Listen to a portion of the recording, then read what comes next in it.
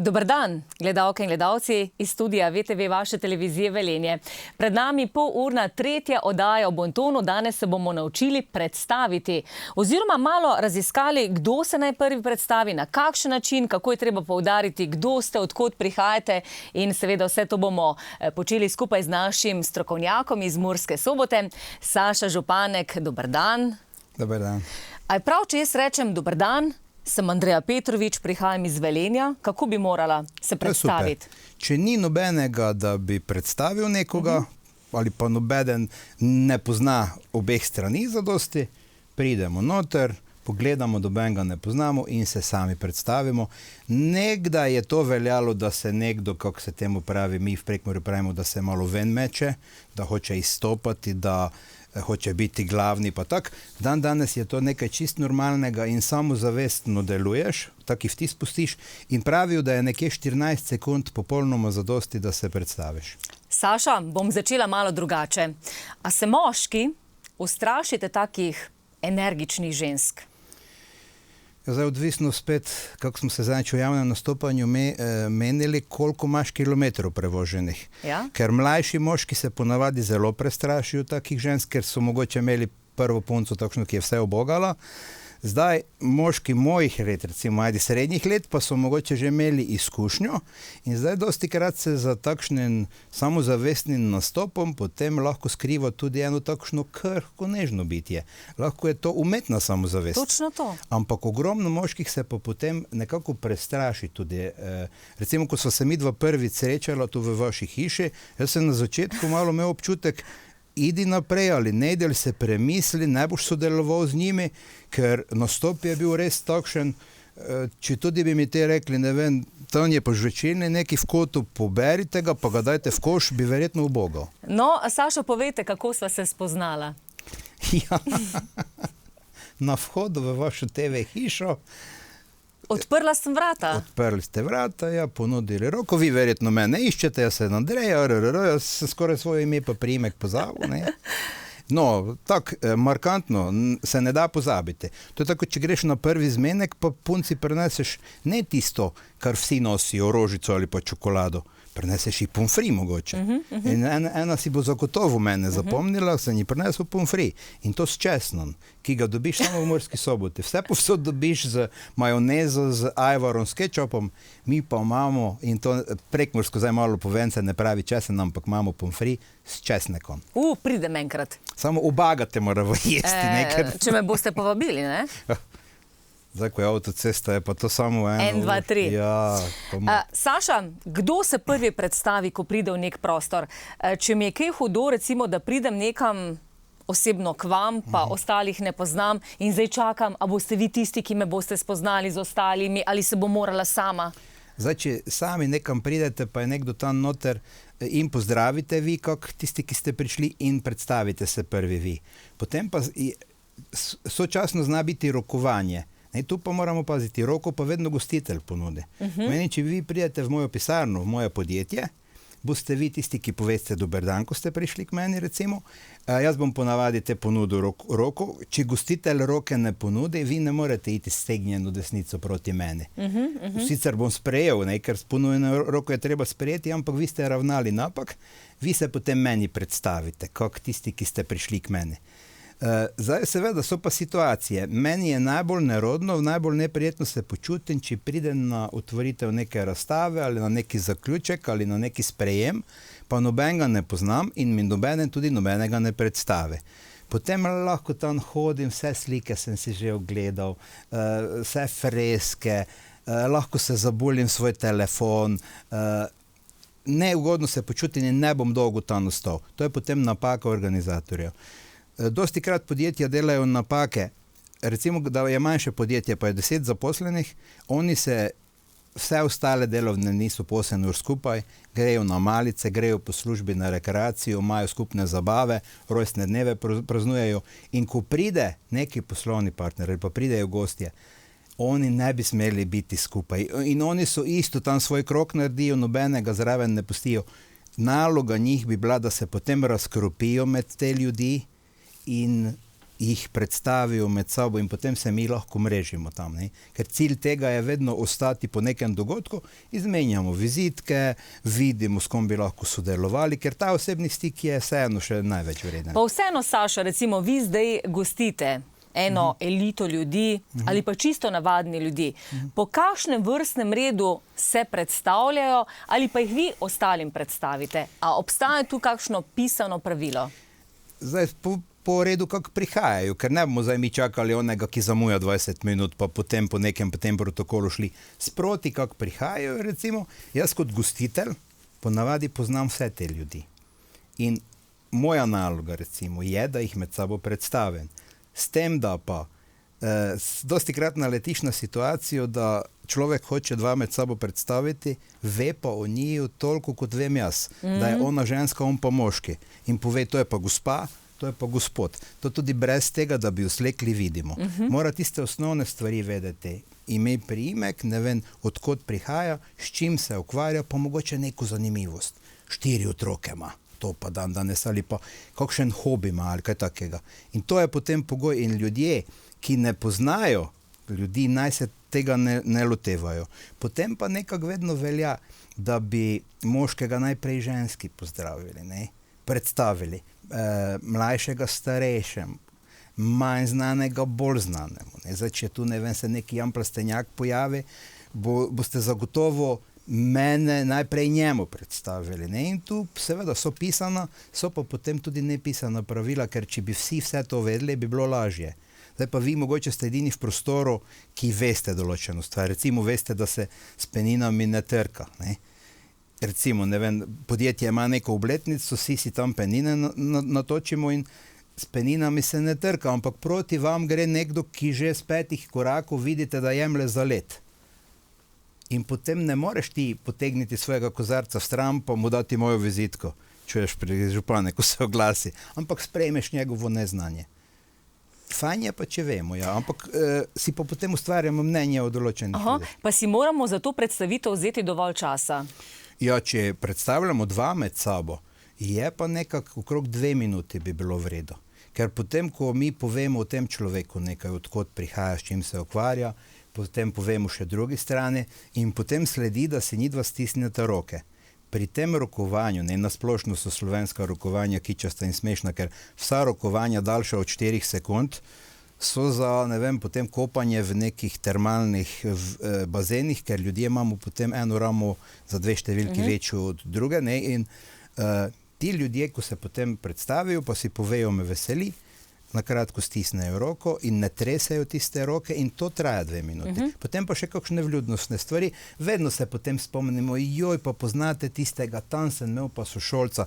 Tako ste vi mene po prejšnji oddaji vprašali, če poznam našega akrobatskega letalca, svetovno znanega, pa normalno, da ga poznam, ne, in tudi pozdravimo bom pred nas.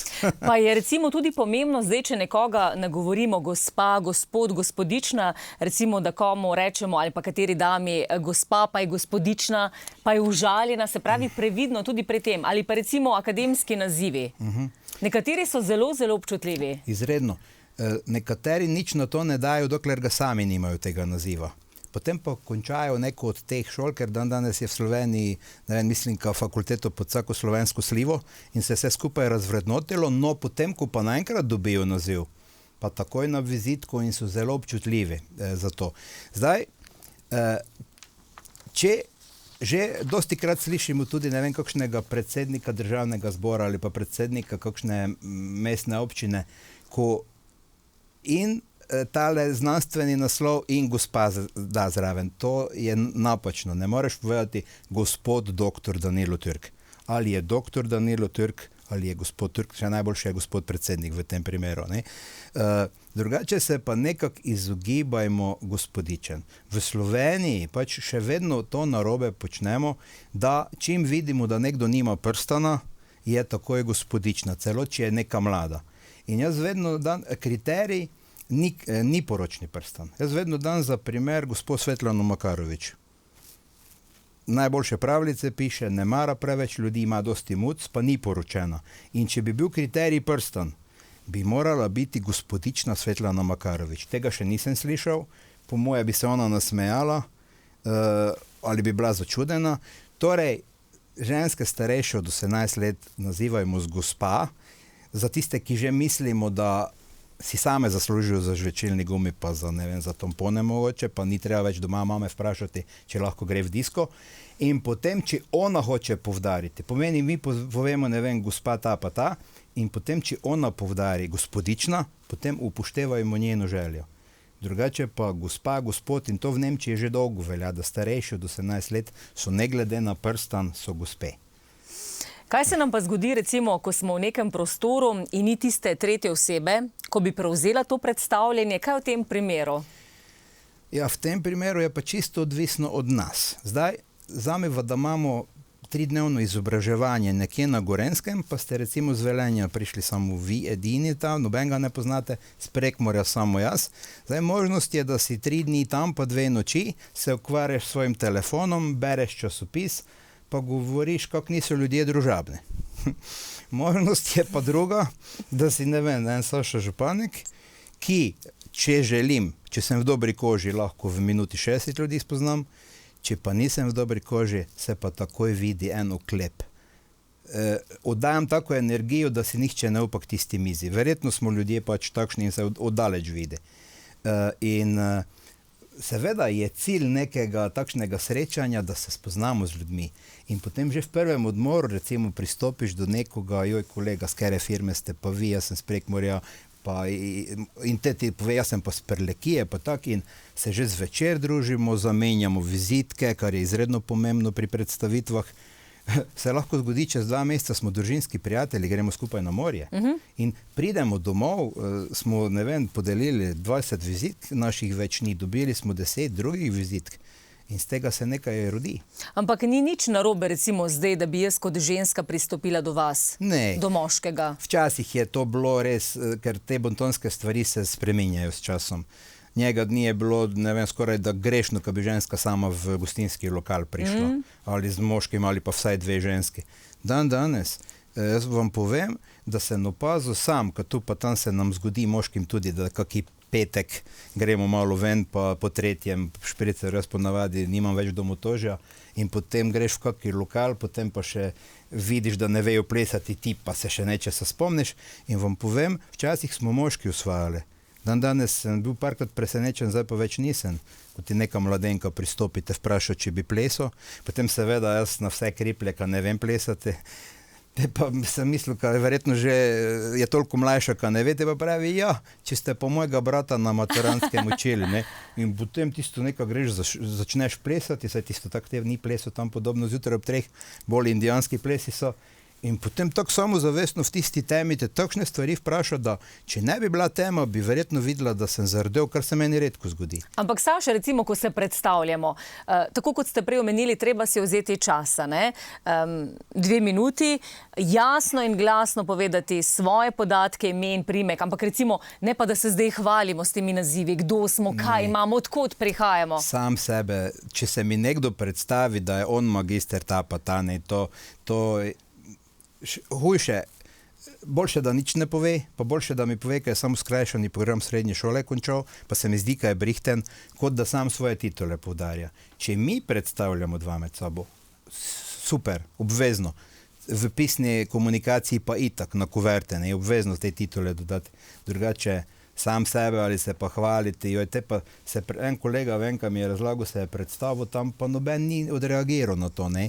In potem je on začel opisovati, od koga je on zet. Mislim, groza, sam, njegove delnice so v tistem trenutku padle, pod ničlo so prišle. Ne, najrajši drugi to povejo. Jaz zadnjič sem tudi imel ena gospa, očitno me je spoznala v eni takšni družbi, pride zraven, točno k meni. pa začne vse o sebi mi je povedala, ne, seveda malo je bila ukajena in sem si mislil, zdaj te bom pa presenetil, pa sem točno tako rekel Jože z Goričkega. In je ona ostala brez besed, jaz sem pa tisti svoj, kar sem želel, sem dosegel.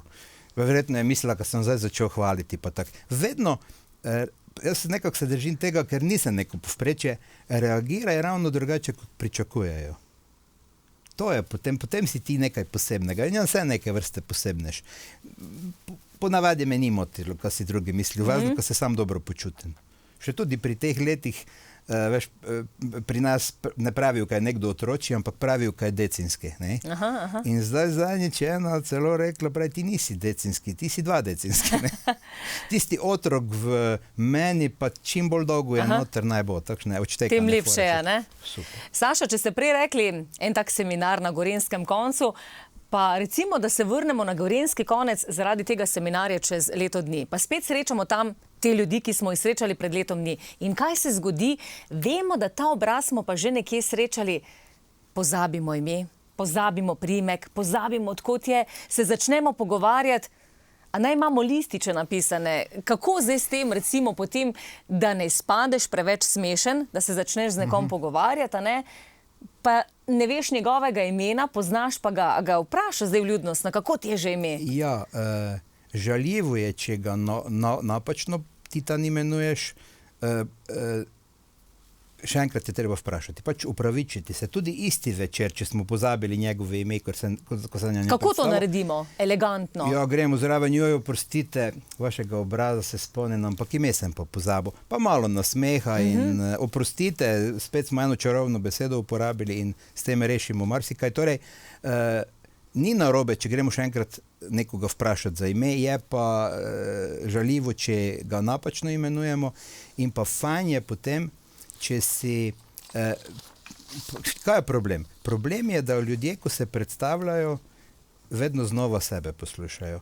Pa 15.000-krat sem že rekel Saša Županek iz Murske Sobote in če ti vedno znova sebe poslušaš, kako to fino zveni, Saša Županek, tako malo francosko, ne, to koliko žel je. Če na morju praviš Saša Županek, kaj si že ves vode, ne? Vsi mislijo, ko smo Prekmurci francozi.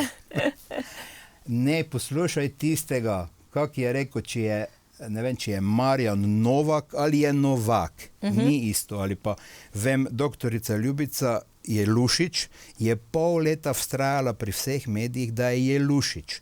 Primorci so Jelušiči. Ampak tudi na nacionalnih teh medijih je vedno znova bila Jelušič in je obupala. Vedno poslušajmo in kako se nam nekdo predstavi, tako uporabljamo, tako je pravilno. In to je mogoče poslušati moramo znati. In jaz prav treniram, ker če se ti v eni minuti 8 ljudi predstavi, je izredno težko si zapomniti in meni je uspelo 6 jih zapomniti, zato ker to treniram. Zdaj, če so podobna pa pogosta imena, si je težko zapomniti. Če ti pa nekdo pove, da mu je ime Repincl, tega si zagotovo zapomniš.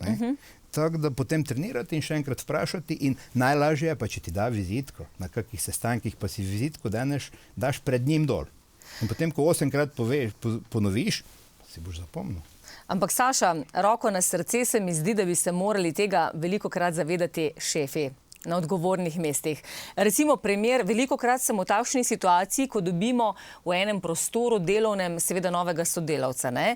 In potem tisti sodelavec tam sedi, ne ve, a bi se on predstavil, prideš do njega, ga malo opazuješ. Šef ali pa ena odgovorna oseba, od katere pričakuješ, da bo predstavil dva, pa se enostavno elegantno umakne. Vzamemo zdaj primer neke šole, recimo. Tam je ravnatelj, ravnateljica, tisti boki batina smo včasih temu rekli. Tudi ko ti razni sprejemi službe, pa to ponavadi k njej ali k njemu grejo na ta razgovor za službo, potem se ne vem nekako odločijo, koga bodo sprejeli službo. Ravnateljica, ravnatelj ali pa ta komisija ponavadi preberejo in prošnjo in življenjepis in marsikaj vejo. In potem, ko prvi dan službuje ta nekdo, pride prvič v službo, je naloga recimo ravnatelja, ravnateljice, če je iz pravega testa, da novo zaposlenega predstavi ostalim. Pomeni, gre z njim v zbornico, pa predvsem mi pove, to je pa Saša Županek iz Murske Sobote, učil bo fiziko. In to je naloga, potem se pa oni že med sabo predstavijo. To bi bilo pravilno.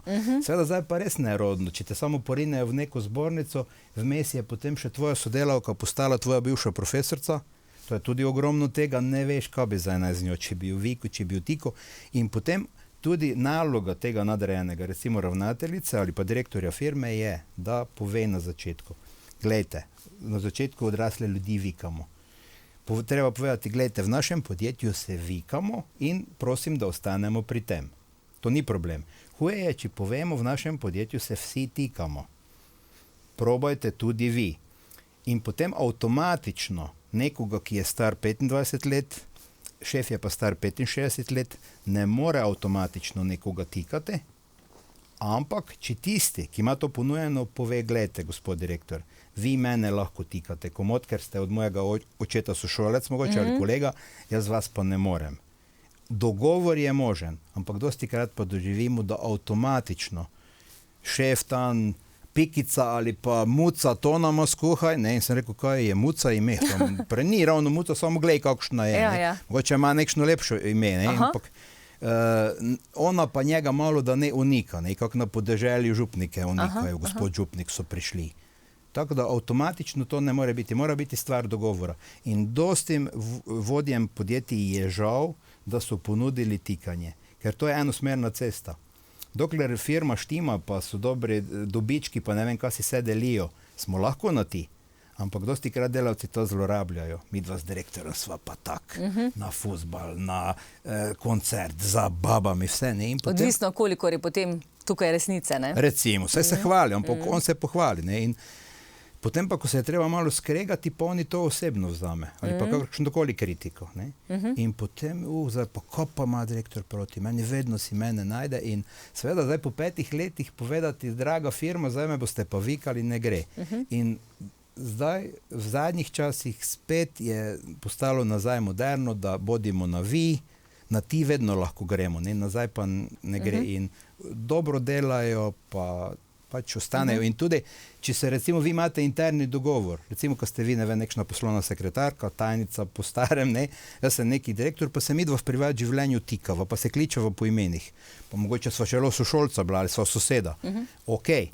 Težko je zdaj, ne vem, naenkrat nekoga vikati, koga že 40 let tikaš. Ampak pred poslovnimi partnerji pa ne morem jaz povedati, Andreja, to pa to. Fajn, prosim uporabiti in ko Andreja prinese tisto pijačo oziroma ne vprašala, kaj boš pa ti, Sašo? Kaj bodo pa direktorje dobro uporabiti? Mene ne zanimajo tile vaši odnosi. Torej, pred poslovnimi partnerji se treba malo drugače obnašati.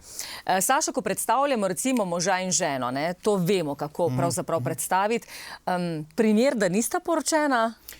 Seveda, zdaj, če mi ta podatek vemo, je to fajn. In jaz vedno dam primer, znani slovenski par sta Štefka in Milan Kučan. Oba imata isti priimek, pa poročena sta.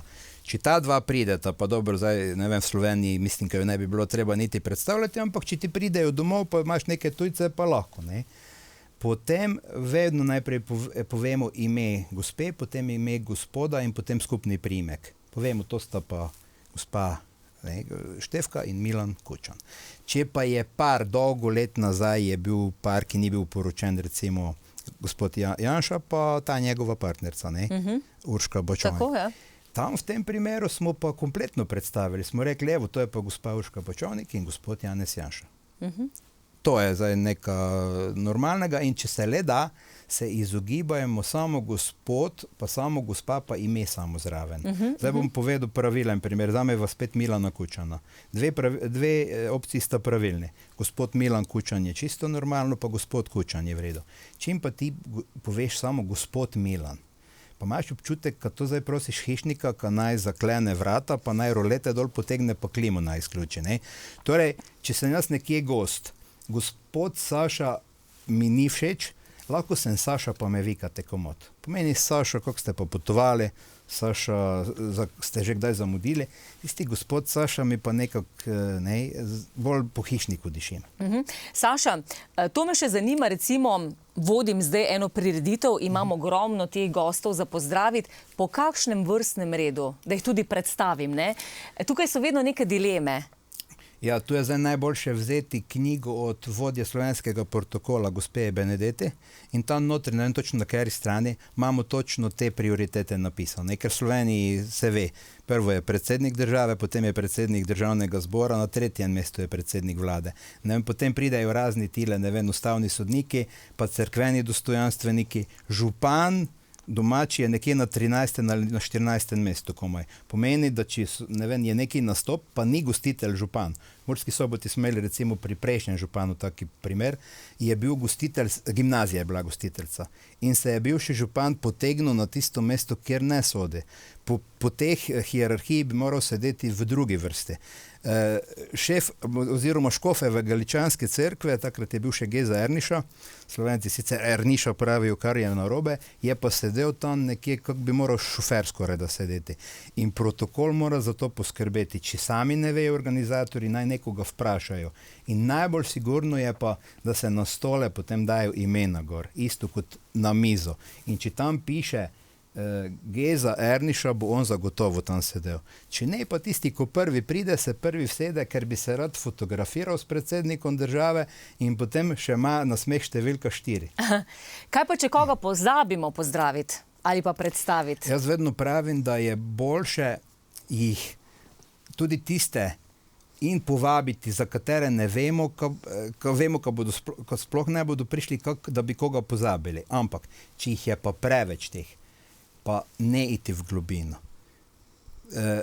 Predsednika države, mogoče tistega gostitelja, pa ne vem še nekšno posebej, tu je pa tudi ta pesnik, pa to.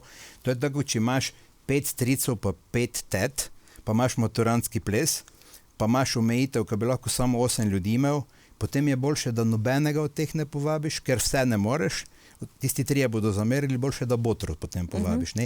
Isto tu je treba nekako paziti in res jaz priporočam ta knjiga Simfonija, ali kak je naslov te knjige, si sposoditi v knjižnici in točno se piše, kam kdo sodi in potem je tudi sedežni red važen. Aha. Kdo na desni, kdo na levi, kdo tam, kdo tam. In še eno vprašanje v zvezi s to temo. Če smo povedali napačno ime ali pa priimek? To je žaljivo. Če si ne zapomnimo, nekdo nam recimo pove, en takšen znani primer je bil, ko je, takrat je bil, mislim, predsednik vlade Borut Pahor. To se ljudje spomnijo in je imel nekega ministra, v Prekmurju je pogosti priimek Gyerkes. In ga je hotel predstaviti in potem v takem primeru si treba napisati, da se ne zmotiš, ali pa če pride še Varnadze. To tudi treba si napisati in potem je predstavil na tiskovni konferenci, moj novi minister je pa gospod Geršak. Gyerkes ali Geršak ni isto. In to je bilo, kako bi rekel, žaljivo za tega gospoda. Ne? Ta gospod, če bi bil tisti, kako so včasih pravi dedi bili, bi tudi mogoče rekel, hvala gospod Štakor, ne, saj Pahor pa Štakor, podobno se nadalec sliši. Ne, to je žaljivo. Boljše si je zapisati, pa pravilno povedati kot napačno. Če zdaj potegneva črto, predstavitev, predstavljanje, pravila, kaj si moramo tukaj zapomniti? Jasno ime, jasno priimek, potem v vrstnem redu, tudi če imamo kakšno partizansko ime, če smo recimo, ne vem, Saša Županek Plemeniti, obvezno je treba to zraven povedati. In pa izredno nam pomagajo vizitke. Vizitke so pomemben del naše predstavitve in mogoče eno oddajo bova zagotovo tudi v vizitkah imela, ker je tam tudi pomembno, kako jo damo in kako jo sprejmemo. In na vizitkah tudi na drugi strani nekaj napisati, ker vsi jo obrnejo in ni škoda, da je prazna. Pa nekaj o človeku povedati, ne, kar sva omenila na začetku najne oddaje. Obvezno. No in pa še tisto zanimivo ono vprašanje odprej. Sem hotel povedati, če se na Gorenskem z nekom po enem letu srečamo. Nekaj najlepšega je, če od nekoga vizitko lani smo dobili, da si zraven nekaj o njem zapišemo. In oni bo šokiran, če ga bomo vprašal, kaj še vedno ste pri 4 otrokih ali je že kaj zraven. To imaš lahko taki plus in zato si je treba, ko vizitke dobimo, domov prinesti in mogoče tudi, ne vem, po kategorijah zložiti. S tem bomo milijonske posle delali, s tem pa enkrat mesečno 2 evra. Ampak da ne bo kakšne zagate pri partnerju potem? Ja. Ha? V enem letu se marsikaj lahko spremeni, ne? Ampak, ali pa ne vem, si zapomnimo, kaj je ljubitelj gobelinov. Vprašaš, če še kakšnega zraven naredi. Bilo kaj iz osebnega življenja. Isto, če hočemo biti priljubljeni pri nekom, kakšno babico zagotovo, če v vnukih vprašaš, si najbolj dobrodošel gost. Če boš pa začel v politiki razpredati ali pa ne vem, o istospolnih referendumih, pa o tem ne boš drugič dobrodošel. Torej, tisto, o čem se oni radi menijo, to je recept, samo dosti krat pa hliniš. Aha. To pa tudi ni fajn. To je pa tudi res, ja. Najna naslednja oddaja, tema, o čem bo tekla beseda? Kaj bi zdaj lahko bilo po predstavljanju? Rokovanje izredno pomembno in to je prvi telesni stik. In različna rokovanja imamo in ženske, si zapomnite, bolj tiste, ki ti dajo tako, če bi bili brez baterije, kot pa onega, ki roko zlome. Moj pozdrav je takšen. To je prav.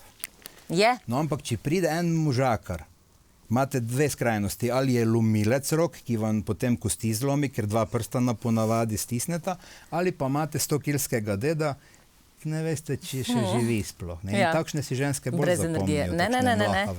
Saša, ne dajte vseh žensk v isti koš. Dobro, jaz bolj Prekmurke obvladam, zdaj v tem koncu ste verjetno drugače. Saša Županek, hvala lepa za današnjo oddajo. Prosim. Kaj sporočate našim gledalkam in gledalcem en dober nasvet? Zdaj, glede na to, da je že marec, nič, radi se naj imajo. Ok, hvala lepa in se vidimo. Prosim. Lepo se imejte, gledalke in gledalci, hvala lepa za vašo pozornost in se vidimo naslednji četrtek ob 17:30.